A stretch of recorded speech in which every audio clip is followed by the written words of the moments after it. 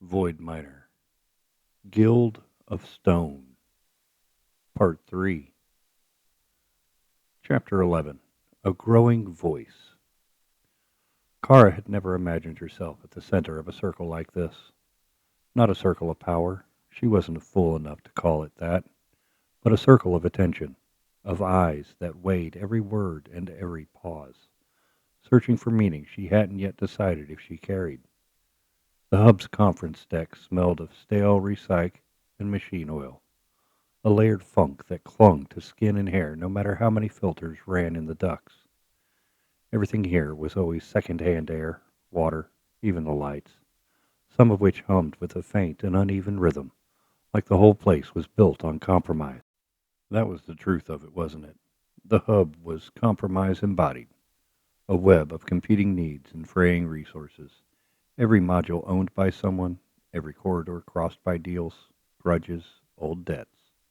And now, somehow, she had planted herself right in the middle of it, calling miners, haulers, foremen, and dock crews into a single shared space to talk. Neutral, they'd started calling her.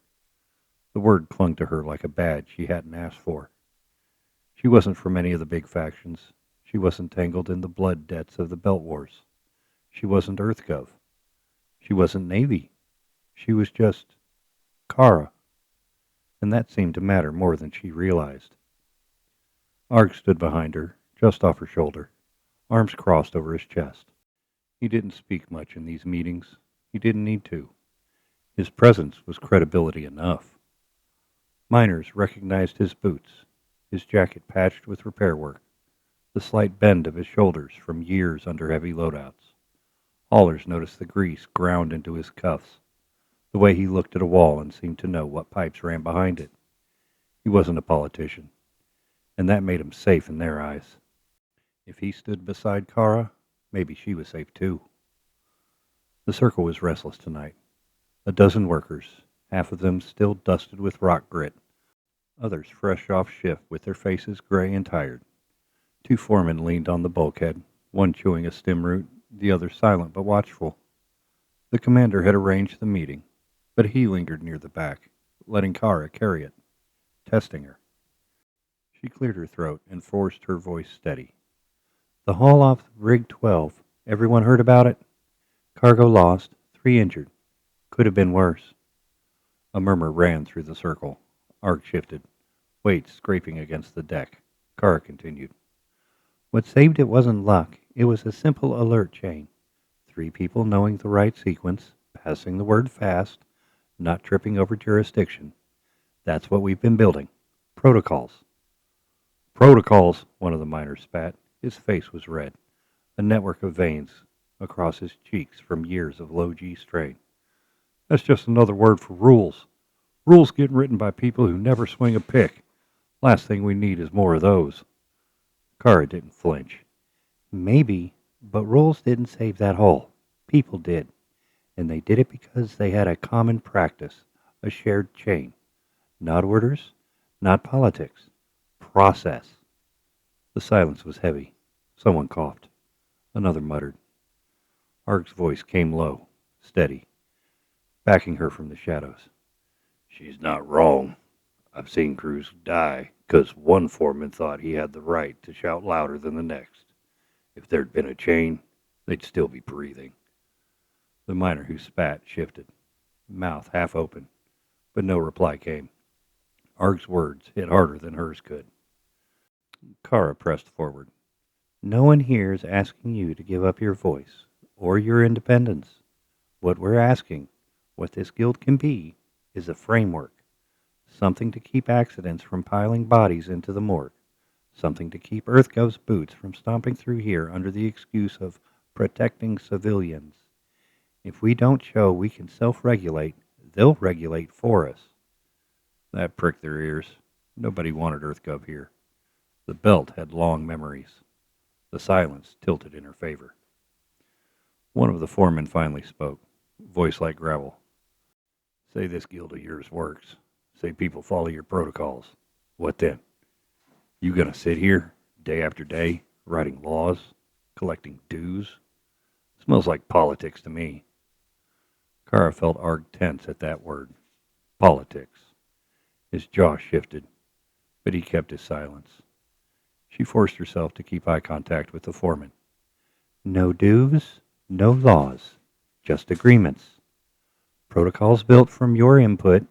If someone ignores them and people get hurt, then the whole hub sees who's at fault. No more shadows, no more excuses. The foreman studied her. Slowly, he gave a grudging nod. Not agreement, but not rejection. The commander's eyes flicked towards Kara, then away again, unreadable.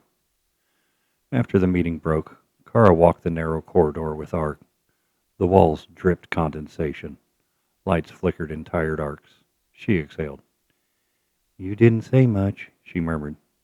Didn't need to, Arg replied. His voice was quiet, gravelly. They trust you more if I keep my mouth shut. If I open it, I'll say something about pressure valves and chain of command, and they'll think it's orders. You, they hear a choice. Kara glanced at him.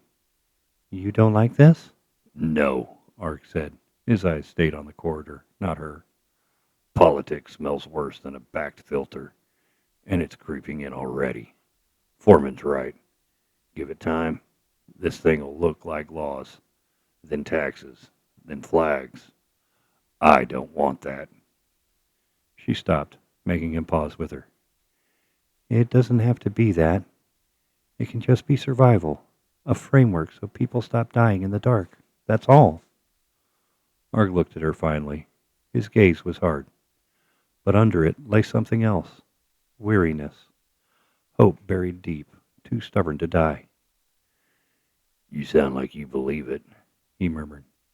I do.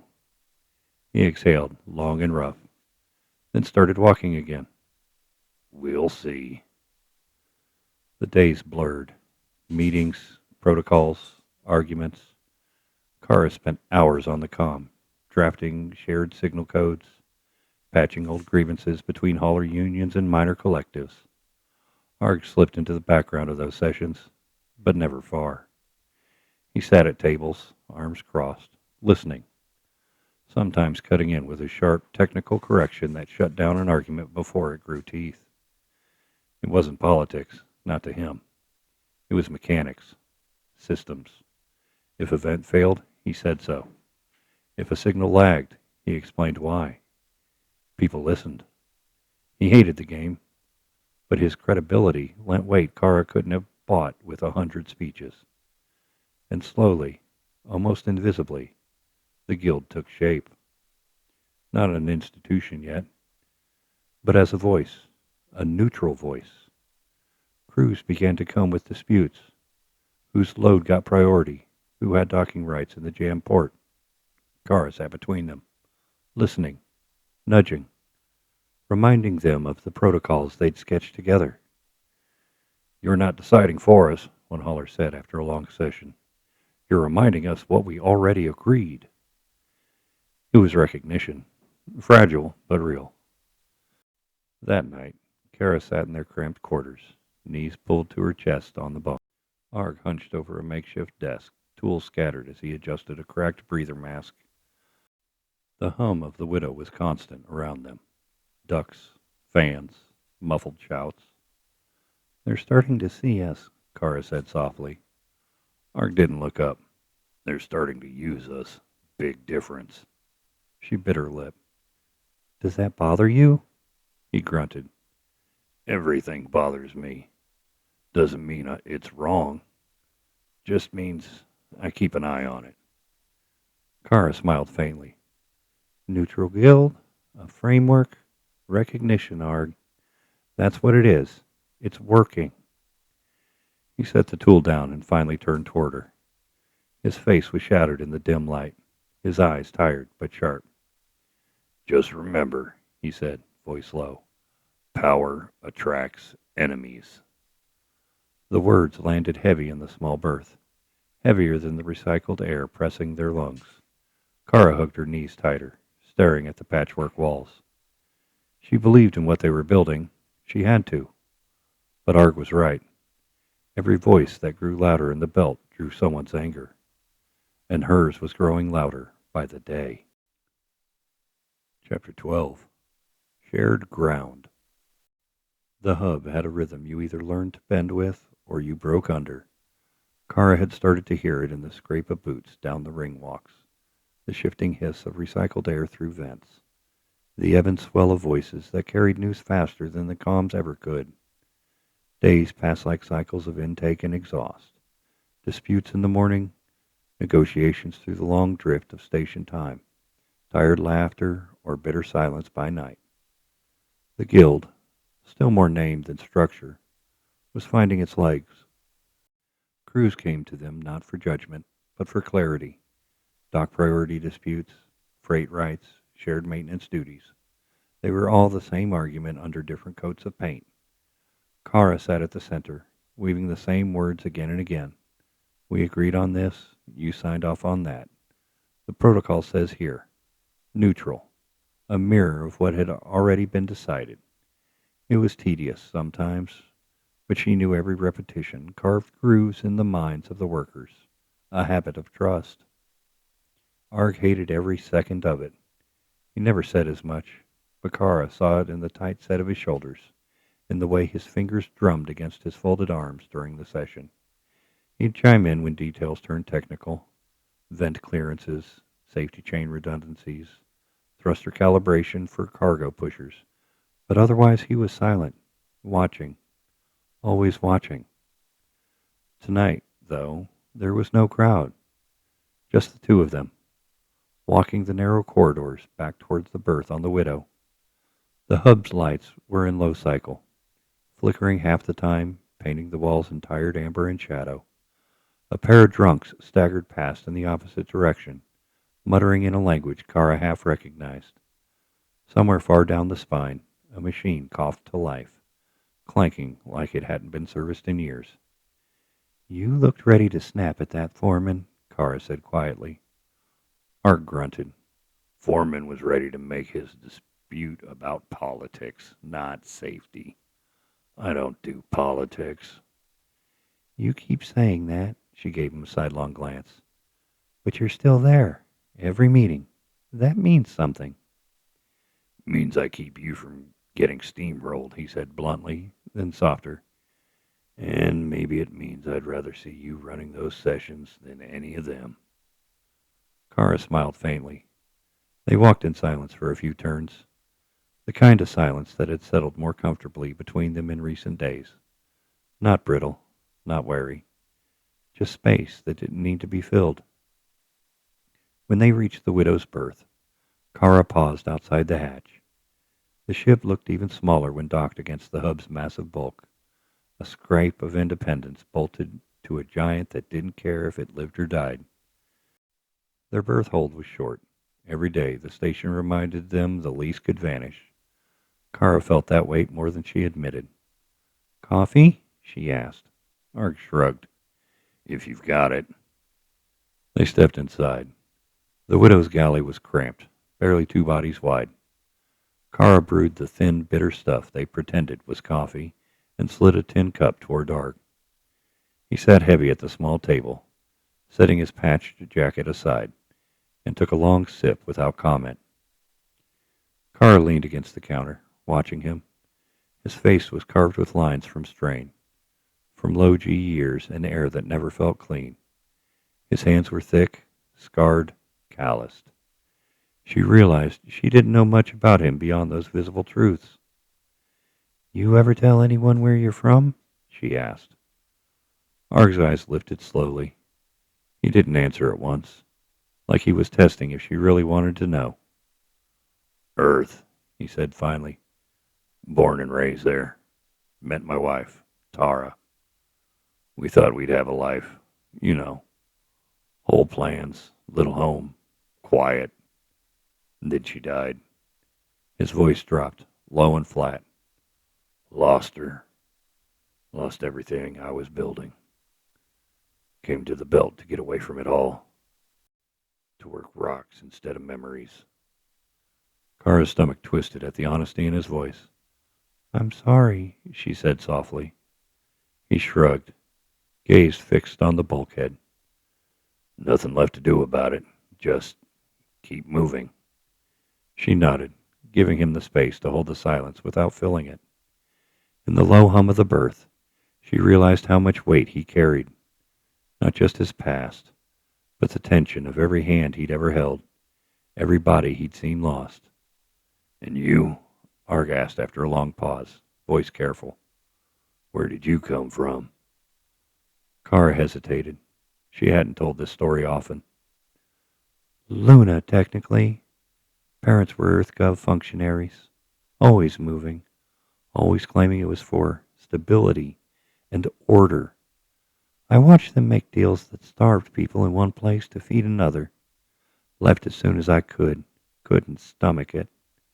He studied her. You don't take anything lightly, do you? Not usually.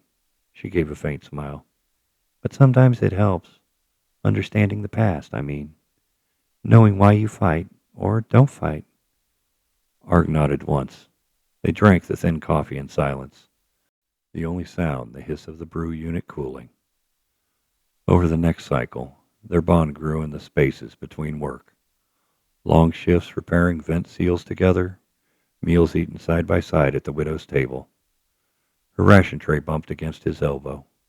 Arguments about technical details that ended in wary laughter. Kara noticed things. The way Arg always carried more than his share of weight without complaint. The way he checked the hatch seals twice before sleep. Like habit wouldn't let him rest otherwise. The way his voice softened, barely, when he spoke directly to her, compared to the gruff edges he gave everyone else. One evening, after a particularly long day untangling a dispute over mining claims, they sat outside the berth with their backs to the widow's hull, watching the shuffle of dock hands move cargo along the spine. Kara nudged his arm. You ever think about leaving all this behind? Every damn day, Arg said. And yet, here you are. He smirked faintly. And here you are, too. She leaned her head back against the hull, exhaling. Guess we're both stubborn. Arg turned his head, studying her in the dim light. His voice was low, rough. Stubborn's not always bad. Gets you through the void. Their eyes met, and for a long moment neither looked away. There was no grand confession, no sudden gesture, just the quiet recognition of something shifting, something deeper than circumstance. The commander found them the next day, pulled them aside after a session.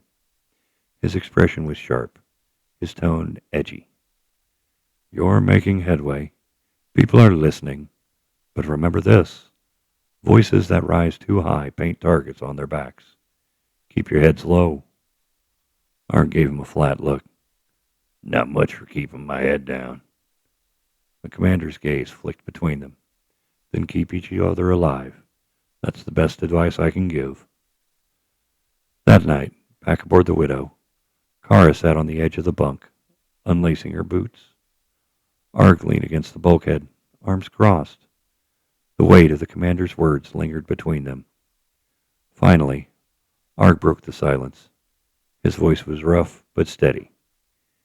You've got your reasons for all this, and I can't say I like where it's going. But I'll tell you this. Kara looked up. I'd trust you at my back any day. The words landed heavier than she expected, grounding her more than any protocol or speech. She met his gaze, and for the first time since the chaos of the hub had pulled them into its orbit, she didn't feel like she was standing alone. Chapter 13.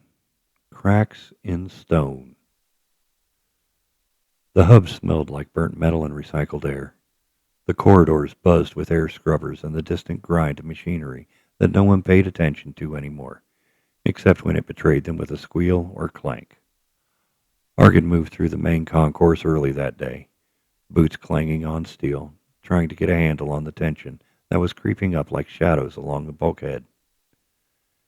It started with miners themselves. Small things. Who got first pick at ore runs? The order of shifts? Who had access to the best loading cranes? By the time Arg arrived at the main work hall, voices were raised. fists almost meeting in frustrated punches over a shipment that hadn't arrived on time. He stepped into the center of it all, shoulders back, the hum of his personal authority radiating without a word. "All right," he said, voice low but carrying. "Everybody listen up." The chatter didn't stop immediately. Faces turned toward him, brows furrowed, some sneering at the intrusion of someone who wasn't officially a foreman. Arg ignored them. His gaze swept across the group, noting the tension, the resentment, the simmering fear that the smallest misstep could set a fight loose. One of the junior foremen, a short, wiry man with fists that twitched like coiled springs, shouted over the others, "We've been waiting on shipment 12 for 2 rotations. We shouldn't have to take orders from the guild until it's fixed." Arg's jaws tightened. "Nobody here is taking orders from anyone. But the fact is, shipment 12 isn't on time. And if we don't redistribute what we've got, someone's going to get hurt. Literally. You want to be the first on the crane? Fine. But only if you've got a safe path and someone watching your six." Murmurs ran across the crowd. Some grudging nods, some muttered complaints. Arg didn't move yet. He had learned long ago that authority in a room like this didn't come from words alone. It came from positioning, from observation, from knowing when to step in and when to let someone else burn out their frustrations before it spread. Kara appeared next to him, silent as a shadow, eyes scanning the faces with her usual quiet calculation. She leaned in, voice soft but carrying a weight that made Arg's ears prick. "Talk to them, Arg, not at them." He didn't need her advice. He knew that. But the reminder did help. She had a way of seeing the edges of things he couldn't. Where he saw the surface tension, she saw the fault lines beneath it, ready to snap. The wiry foreman stepped closer, chest puffed. "You don't understand what it's like out there. We've got quotas and hazards, and nobody's thinking about our backs." Arg met his gaze. The foreman had fire, but no patience, no control. "I understand more than you think. That's why we're not letting this turn into a fight. You get the materials you need, but you follow the schedule we've agreed on. No cutting corners, no heroics. You do that, nobody gets hurt." The foreman's hands twitched again, but this time the aggression in his posture faltered slightly under Arg's gaze. It wasn't fear. It was recognition. Recognition that Arg had survived things the foreman couldn't imagine, that he had lived through the weight of machines and explosions, of contracts gone wrong, of lives burned away on mining rigs that didn't forgive mistakes. Kara stepped forward then, placing a hand on Arg's shoulder lightly, not to stop him, but to remind him he didn't have to do it all alone.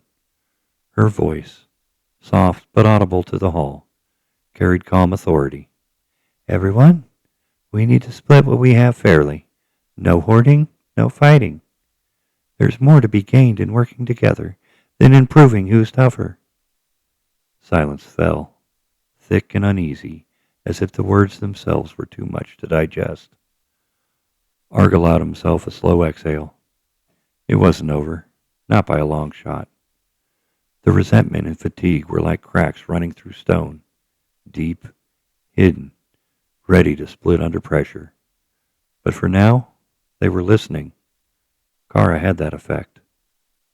The second foreman, taller, older, with a face weathered from years of station life, spoke up. "We redistribute. But what about the schedules? If we move things around, who covers the emergency lanes?" Arg nodded. "We'll assign backups. Everyone takes a turn. If someone's on the line and it's dangerous, you call for support. No one works alone unless they choose to. And even then, there's oversight." Kara's hand brushed his arm again.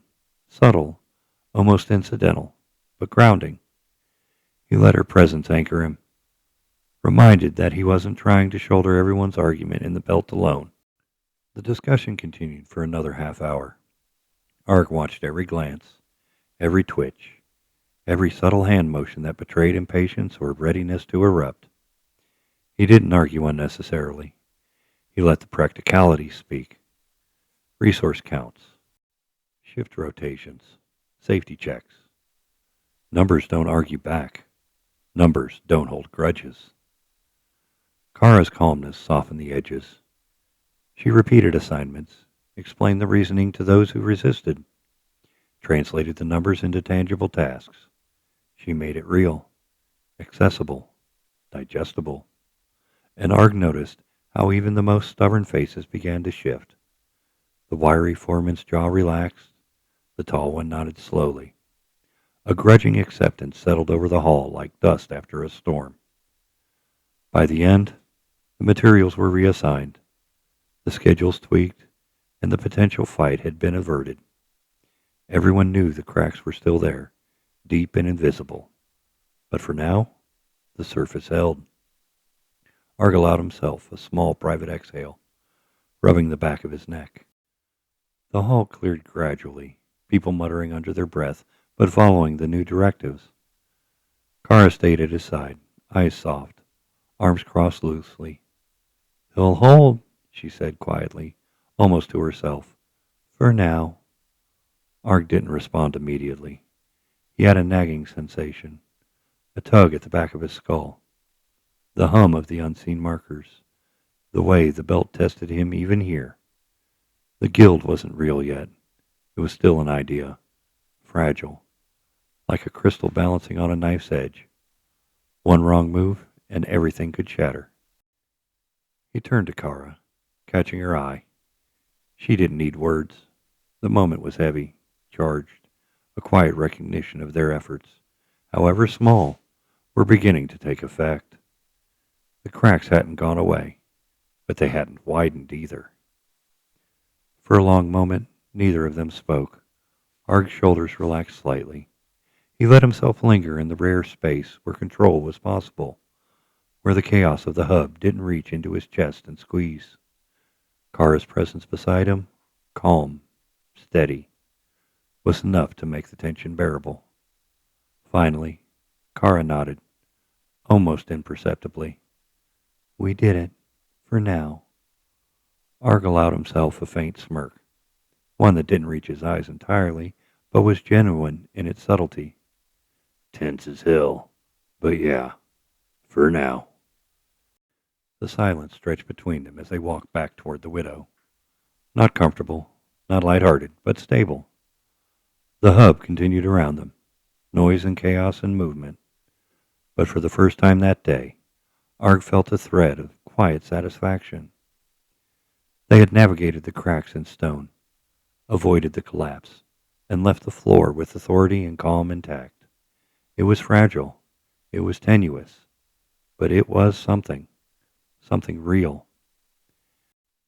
As they reached the small corridor leading to the widow, Arg's hand brushed over the console he carried for work, logs and notes, a nervous, habitual motion. Kara's glance met his, subtle but heavy with meaning. He could feel it, the bond deepening, the shared recognition that they were together, weathering the fractures and fissures of a world that demanded constant vigilance. Arg exhaled, letting the tension slip just enough to acknowledge the relief. "Cracks may always be there," he muttered quietly, more to himself than to Kara. "But at least we're standing on the same stone." She smiled faintly, her voice soft but firm. "And for today, that's enough." The corridor hummed with life support, the faint vibrations of distant machinery, and the steady pulse of the hub outside. Inside that small, quiet space, Arg felt a rare clarity. For all the fractures around them, for all the challenges looming in the belt, they had managed, just barely, to keep things together. And that, in this endless expanse, was something worth holding on to. Chapter 14. Long Shifts. The hub's docking bay still smelled of dust and sweat, of metal warmed too long under the sunless lights. Kara adjusted the edge of her sleeve, brushing flecks of grit from the woven weave of her jacket, and stared at the console. Logs had been cross-checked, timestamps traced down to the exact second the haulers had docked. The glowing screens cast cold reflections across the sweat-streaked faces of the crews gathered in the bay. Arg stood beside her, hands clasped behind his back, posture rigid yet controlled, like a miner who'd spent decades balancing against the gravity and danger. The tension that had hung over Dock 12 all week was now a tangible thing, crackling in the stale recycled air of the hub. The moment felt heavier than the last near-violent standoff, as though everyone waiting here could smell the consequences of the verdict. Kara's voice cut the silence, calm but firm. "We've reviewed the logs, every entry, every hull, every slot." She leaned over the console, pointing at the display that mapped the docking times and hull claims in a lattice of lines and numbers. "The system doesn't lie. Alvarado's crew was correct. Merrick's crew crossed into their claim by 50 meters. A murmur ran through the crowd. Some shifted uneasily. The younger miners muttering under their breath, trying to digest the verdict without showing weakness. The older crew nodded, muttering affirmatives, not in triumph, but relief. Relief that the hub's fragile order had been confirmed, at least temporarily. Ark's voice was low, like gravel dragging through a chute, but it carried. "Check your logs. Understand it. Don't make the same mistakes again. Claims don't vanish because someone is louder, and accidents don't forgive mistakes. Keep your heads, and we all get through another week." Kara stepped back, letting the moment settle. The men and women of the hub dispersed slowly, some lingering to adjust machinery or check transport tags, the tension easing with each step away. But Kara stayed rooted near the console, her hands brushing over the keys, watching Argus. He finally relaxed his stance, shoulders lowering from the tight lines of alertness he always carried. It was a simple victory, measured in numbers and logs, but it resonated differently between them. The kind of silence that followed wasn't empty. It was charged, a quiet affirmation that they had functioned as a unit without raising voices or fists. The work didn't stop. The hub ran on cycles, shift after shift, and tonight was one of the longer ones. Kara stayed at her station, fingers moving over keys, verifying hull manifests and cross-checking the output against the day's production metrics. Arg leaned beside her, a shared screen between them, his eyes trained on the scrolling lines of data. He didn't speak much. Rarely did he need to. His presence was enough, a steadying weight that grounded her attention in the tasks at hand. Every now and then, their hands would brush over the console. Small, unintentional touches, but each left a spark of awareness in Kara she couldn't quite ignore. She caught herself watching him from the corner of her eye, noting the way his jaw tightened when a discrepancy appeared, the way his shoulders shifted as if ready to move into a mine shaft at any second. The hum of the station's systems became background music, a constant low thrum that mirrored the beat of her own thoughts. Lights overhead flickered occasionally, casting long shadows across the bay as the automated loaders trundled past. The hub smelled faintly of oil and baked metal, the kind of raw scent that clung to clothes and hair alike. Kara inhaled it, letting it ground her as her gaze occasionally drifted toward Arg. "Check the automated sorter logs," he said at one point, voice soft, almost an afterthought. "The last 3 hauls had a variance we didn't catch. It's minor, but—" "I'm on it," she said, tapping at her screen. Their fingers brushed again. She ignored the jolt, focused on the work. She felt the heat there, a quiet tension growing, not loud or obvious, but insistent. Hours passed. Night in the hub was measured in the rhythm of machinery, the soft beeps of monitors, the occasional thud of a crate being repositioned. Kara moved between stations to inspect output, to check minor mechanical failures, and each time she returned, Arg was there, watching, waiting, hands folded, silent but ever present. They ate in shifts, snatching cold rations from the galley corner. The first bites were quiet, the sound of chewing mingling with the hub's low mechanical drone. Conversation was minimal, often technical, lines of data and minor complaints about worn belts and failing sensors. Yet beneath it, something unspoken was building, a rhythm of being near each other, moving through the same space, sharing silence as easy as words. By the third cycle, Kara noticed small patterns.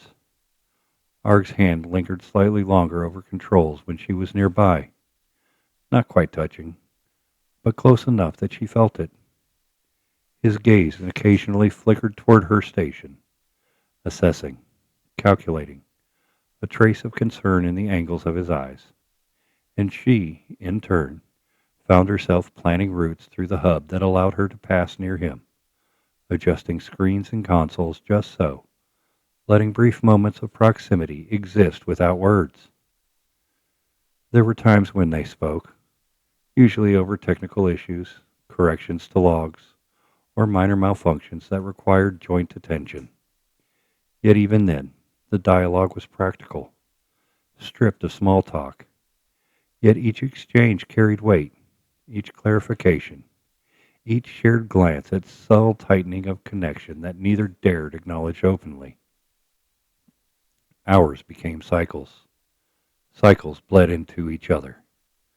The hum of life support systems, the conveyors, of shifting crates and rolling trolleys became a constant companion. The hub was alive in its own mechanical way, but it was quiet compared to the turbulence Kara felt inside. Every accidental brush against Arg's arm or shoulder sent a shiver she told herself was fatigue. Every time his eyes lingered for a fraction of a second longer than necessary, she forced herself back to her screens, fingers flying over the commands and calculations. Yet the quiet comfort of presence was undeniable. In the solitude of long shifts, Kara noticed she didn't dread the stretch of time as she might have before. Arg's steadiness, his proximity, his unspoken reliability had become a tether, a point of stability in the unpredictable chaos of the belt hub. At one point, a minor conveyor jam required both of them to step close, shoulders brushing, heads bending together over a panel. The hum of the machinery, the warmth of shared space, the subtle shift in his hand as it guided hers to release the latch. It was insignificant in any other context, but here it carried a pulse, a quiet resonance that neither spoke aloud. Kara felt her breath catch, a warmth rising in her chest she tried to mask with attention to the console. Arg, for his part, remained focused, adjusting wires, checking connections, muttering numbers under his breath. She dared a glance at him, noting the way his jaw set, the faint tension in his neck, and wondered how long it had been since anyone had shared such unspoken work with him. Night deepened, and the hub settled into its mechanical rhythm.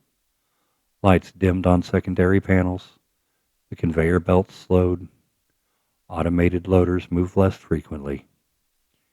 Kara remained at her station, checking logs for the third time, cross-referencing entries, making adjustments. Arg leaned against the support strut behind her, silent but present. The low rumble of the station's systems mingled with the faint pulse of his breathing. "Everything looks stable," Arg said quietly. Not loud, not commanding. Just an observation, casual in tone, but carrying that undeniable weight of authority. Kara nodded, fingers pausing over the keys. She felt the brush of his sleeve as he shifted slightly behind her. She didn't move away, didn't flinch. Instead, she let the moment linger, noting the warmth that settled in the small space between them.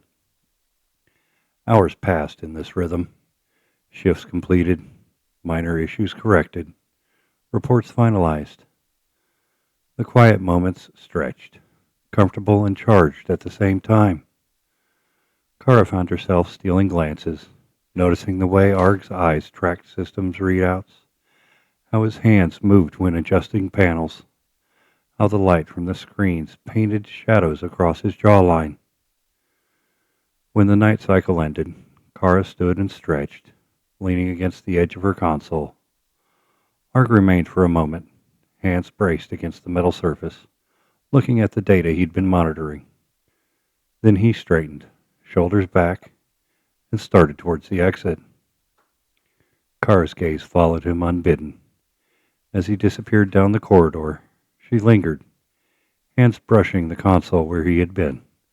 The warmth, the steadiness, the quiet presence. It remained an echo in the air. For a long moment, she just stood there, letting herself absorb it. The hub was quieter now, the noise of machinery and voices reduced to a low hum. Yet the feeling of connection, subtle and unspoken, lingered in the space he had left behind. Finally, Kara exhaled, a soft sound lost in the hum of the station. She allowed herself a brief smile, tracing a finger across the keys he had touched, lingering in the space where the weight of his presence had pressed close. She turned toward her console again, eyes half on the screen, half on the corridor where he had disappeared. And in that lingering glance, Kara realized something quite undeniable. The presence of another person, steady, reliable, and unspoken, had shifted the rhythm of her work, the cadence of her thoughts, and the pattern of her nights. The long shifts had become bearable, even almost pleasant, because he was there. The station hummed on. Machines cycled, monitors blinked, and the hub breathed its slow mechanical life. But in the narrow span of console-lit corner, Kara lingered, watching the corridor, letting the warmth of shared silence settle over her like gravity. The evening, the hum, the light, and the quiet connection with Arg carried her through the night. And for the first time in a long time, the belt hub, with all its noise, its danger, and its unspoken tension, felt like a place she could hold, even if only for a moment. Chapter 15. Humor in the Dark. The hub had shifted into that rare moment of stillness, where machinery hummed predictably and the hum of life support systems became a backdrop instead of a pressure constant. The tension of disputes, missed claims, and the unending grind of production had relaxed slightly. Kara perched on a crate by the sorting bay, eyes tracing the lines of lights from overhead fluorescents bouncing across the scuffed metal floors. Arg leaned against a nearby support strut, boots scuffed and hands tucked into the pockets of his worn jacket. "You see that?" Kara asked suddenly, pointing at a transport drone idling awkwardly near the conveyor junction. The drone wobbled as it tried to balance, giving the impression of a drunken stagger. Arg didn't look at it immediately. "See what?" "That thing," she said, voice catching on a small laugh. "It's going to tip over if it tries to pick up that crate. You should see it. Wobbles like it's got a hangover." Arg finally turned, lips twitching. The drone indeed leaned and teetered precariously, sensors blinking in frantic synchronization. "You're going to blame that on the new software patch again," he said, a dry edge to his voice. "I told you that update was experimental." Kara snorted, elbowing him lightly. "Experimental doesn't mean it can't have a personality. Watch, it's going to apologize before it crashes." Arg arched an eyebrow, a smirk threatening. "Apologize? Machines don't apologize, Kara. Not unless we program them to." "But this one, look at it." She waved her hands dramatically at the drone, which immediately tilted more dramatically, teetering. The strobe of its indicator lights made it look like it was shaking its non-existent head. Arg finally chuckled, low and gravelly, the kind of sound that rolled up from his chest, and surprised both of them. "I'll give it that. It's almost human." Kara laughed, the sound echoing in the sorting bay. It was raw and infectious, cutting through the weeks of tension. She leaned back on the crate, shaking her head. Almost, but not quite. Still easier to deal with than some of the crews we've got around here. You mean the ones arguing over docking claims? Arg said, stepping closer, voice half teasing, half observant. Or the ones thinking they know better than the logs? Both, Kara said, wiggling her finger in mock exasperation. Every day feels like a new battle, and somehow this little hub keeps surviving. Ark's hands went to his hip. He tilted his head. Surviving is one thing, thriving is another. But we've got enough chaos to call it a miracle when no one loses a limb. Kara laughed again. The sound softened something in him he hadn't realized had been tense all week. He watched her for a moment, noticed the way her eyes sparkled in the harsh light, how her posture relaxed as the laughter came naturally. You know, she said, letting the smile linger, we've spent so much time coordinating protocols, fixing broken sensors, and arguing over logs that I think this is the first time I've actually seen you smile in weeks. Arg's smile was half amused, half uncomfortable. I'm not sure if you want me to admit that. Try me, she said, tipping her head, challenging. He struggled, voice low and dry. Feels less lonely with you here. The words landed in the air, heavier than the hub ceiling, yet lighter than any debate they'd had over production numbers or docking rights. Kara blinked, a faint warmth spreading across her chest, and gave a mock salute. Acknowledged, but don't get used to it. This is still your problem. Arg chuckled, a genuine rumble that made the hair at the back of her neck prickle. Problem? I don't have problems. I have logistics. You mean you have a humorless minor persona, Kara teased. Exactly, he said. Strictly no nonsense, only efficiency and hard facts. She leaned forward, elbows resting on her knees. And yet, here you are, laughing at a staggering drone with me. Seems your hard facts are flexible when in good company. I said almost human, he replied, smirk still in place. This isn't me letting loose. This is necessary observation. Observation, she repeated, mock writing it in the air.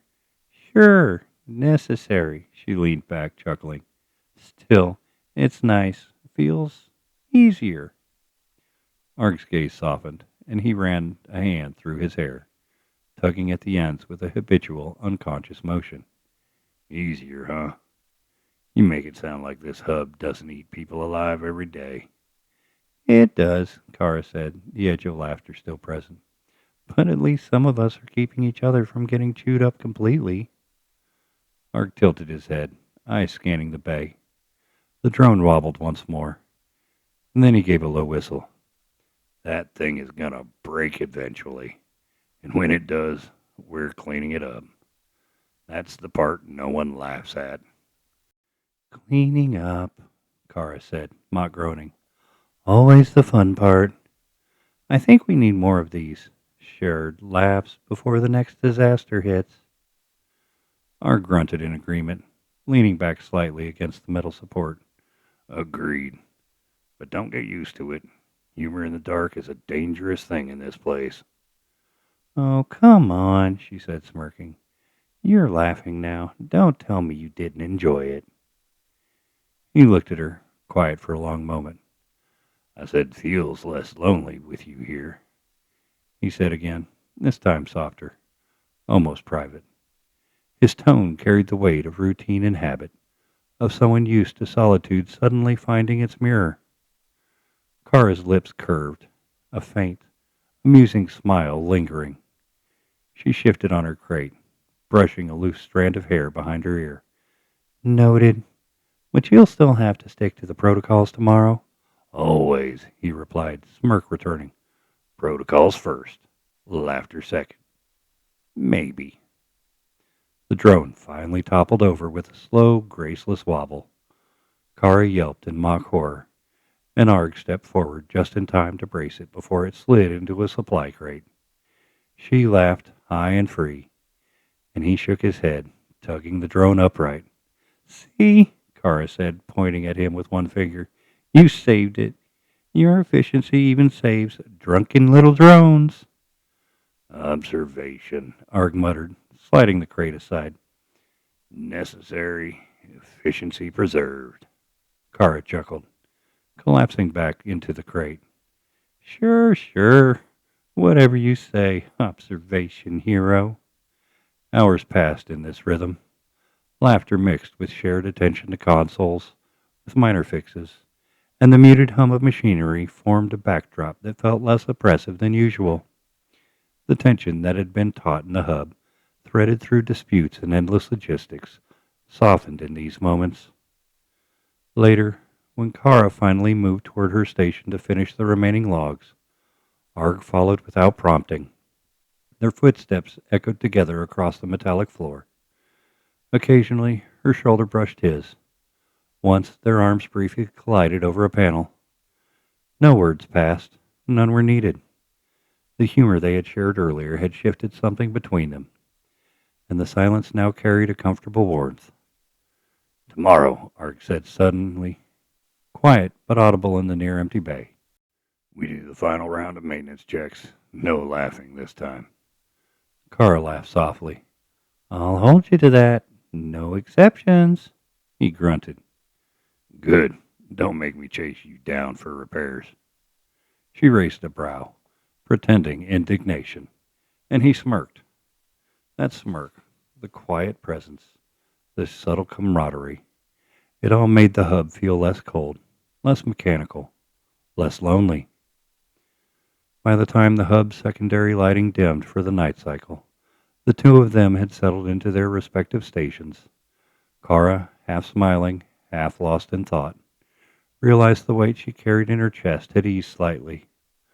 Arg's presence, grounded and solid, made the long nights more bearable. The shared humor, brief as it was, had opened a crack in the tension that they had hanging over them since they arrived.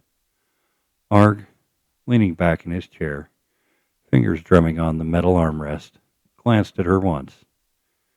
Feels less lonely with you here. He murmured again, almost to himself. Kara didn't respond aloud, but a quiet acknowledgment passed through her eyes. The hub hummed around them, machines cycling, lights flickering, and in the center of it all, two figures had found a rhythm, a fragile ease, and a shared warmth in the dark. And for the first time in a long time, the long shifts didn't feel endless. They felt possible. The end. A Void Miner, Guild of Stone, Part 3.